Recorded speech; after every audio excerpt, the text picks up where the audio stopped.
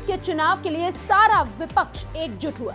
उन्होंने सोचा कि प्रधानमंत्री नरेंद्र मोदी की लोकप्रियता को खत्म करने के लिए एक होकर लड़ा जाए तो 2024 में जंग जीती जा सकती है, यानी कि आम चुनावों में कुछ बात बन सकती है। सभी विपक्षी छोटी बड़ी पार्टियों ने मिलकर कांग्रेस के साथ एक जाजम पर आकर गठबंधन कर लिया, जिसे नाम दिया गया इंडिया। लेकिन इस गठबंधन को करके बीजेपी को हराने के अलावा किसी और विषय पर इन्होंने कोई सोच विचार किया ही नहीं। जब ये गठबंधन कर रहे थे तब केवल और केवल इनके दिमाग में एक ही ख्याल था, वो था प्रधानमंत्री नरेंद्र मोदी और भारतीय जनता पार्टी को हरा देना। अब जब देश में आम चुनाव नजदीक आ रहे हैं तो सीट बंटवारों को लेकर आपस में बातें होने लगी। पार्टियों में जैसे जैसे बातें होने लगी वैसे वैसे गठबंधन में दरार आ गई। पहले कांग्रेस और सपा में तू मैं हुई, तो फिर जेडीयू गठबंधन से नाराज हो गई। इसके बाद आम आदमी पार्टी और कांग्रेस की कलह खुलकर एक दूसरे के सामने आई, सभी के सामने आई। इसके बाद अब ममता बनर्जी की टीएमसी और कांग्रेस में तकरार जो है वो इन दिनों चर्चा का विषय बनी हुई है। इंडिया गठबंधन में कांग्रेस और टीएमसी के बीच अब एक बड़ा विवाद सामने आया है, या यूं कहें कि बड़ा विवाद खड़ा हो गया है। इसका कारण है वही सीटों का बंटवारा, जिसके बारे में पहले इस गठबंधन ने कभी विचार ही नहीं किया था। यही वजह है कि अब हर एक पार्टी आपस में लड़ती भिड़ती नजर आ रही है, क्योंकि सभी दल अपना अस्तित्व बचाना चाहते हैं। हाल ही में ममता बनर्जी की पार्टी टीएमसी ने पश्चिम बंगाल में लोकसभा की कुल 42 यानी कि 42 सीट में से सिर्फ 2 सीट कांग्रेस के लिए छोड़ने का फैसला किया। ममता बनर्जी ने यह फैसला करके ऐलान कर दिया कि बीजेपी के खिलाफ इंडिया ब्लॉक पूरे देश में चुनाव लड़ेगा, मगर पश्चिम बंगाल में टीएमसी कांग्रेस या लेफ्ट पार्टियों से समझौता नहीं करेगी।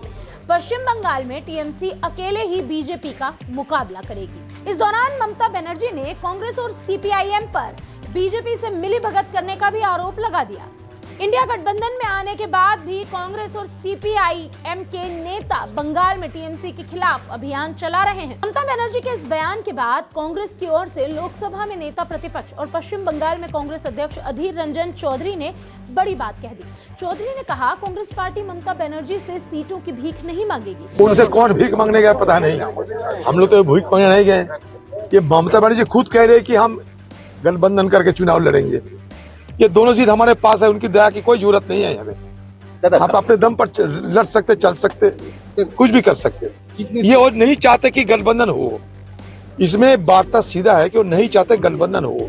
अगर गठबंधन नहीं होते हैं तो सबसे ज्यादा खुशी कौन होगी आज हिंदुस्तान में? अगर गठबंधन ना हो सबसे ज्यादा खुशी होगी हमारे मोदी साहब में। तो ममता जी आज जो कर रहे हैं वो मोदी जी की सेवा में लगे हुए हैं। वैसे याद दिला दें, हाल ही में नई दिल्ली में हुई इंडिया गठबंधन की बैठक में ममता बनर्जी ने पीएम पद के उम्मीदवार के रूप में मल्लिकार्जुन खड़गे का नाम प्रस्तावित किया था। कांग्रेस के लिए यह भी चौंकाने वाला था, क्योंकि राहुल गांधी को पीएम पद का उम्मीदवार कांग्रेस मान रही थी। इसके बाद से ही कांग्रेस और ममता बनर्जी के बीच में दरार आई, या यूं कहें कि अब कांग्रेस और ममता बनर्जी के बीच सब कुछ ठीक नहीं चल रहा। बता दें, इंडिया गठबंधन की सभी पार्टियों में सीट शेयरिंग पर अब तक सहमति नहीं बन सकी है, ना ही कोई क्षेत्रीय दल कांग्रेस को तवज्जो दे रहा है। इस गठबंधन की सबसे बड़ी फजीहत की वजह तो यही है कि कोई भी अपने क्षेत्र में किसी दूसरी पार्टी को ज्यादा सीटें देने के लिए राजी नहीं है, कोई अपनी जगह साझा करने को तैयार नहीं है। ऐसे में बार बार इंडिया अलायंस में दरार की खबरें सामने आती रही हैं। आपको क्या लगता है, ये गठबंधन एक होकर लोकसभा चुनाव में प्रधानमंत्री नरेंद्र मोदी और भारतीय जनता पार्टी के सामने उतर सकेगा, या उसके पहले ही आपसी फूट के चलते, आपसी कलह के चलते बिखर जाएगा? आपकी जो भी राय है कमेंट बॉक्स में हमें जरूर बताएं, और अगर आपको खबर अच्छी लगी हो तो इसे ज्यादा से ज्यादा लोगों तक जरूर पहुंचाएं। देखते रहिए वीके न्यूज। वीके न्यूज, राष्ट्र के नाम।